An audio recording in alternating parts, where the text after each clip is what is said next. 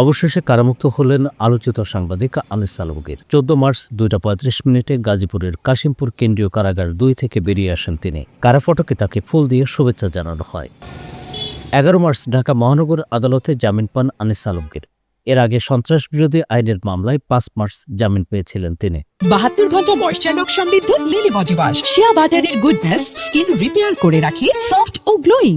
গত বছরের 14 ডিসেম্বর রাতে সাংবাদিক আনিস আলমগীরকে ডিএমপির ডিবি কার্যালয়ে দেওয়া হয়। তাকে সন্ত্রাসবিরোধী আইনের মামলায় গ্রেফতার দেখিয়ে রিমান্ডেও নেওয়া হয়। 15 জানুয়ারি তার বিরুদ্ধে দুদক মামলা করে ওই মামলাতেও তাকে গ্রেফতার দেখানো হয়। অবশেষে তিনি মুক্তি পেলেন। তবে কেন তিনি সন্ত্রাসবিরোধী আইনে গ্রেপ্তার হলেন তা নিয়ে প্রশ্ন রয়েছে সাংবাদিক সমাজে।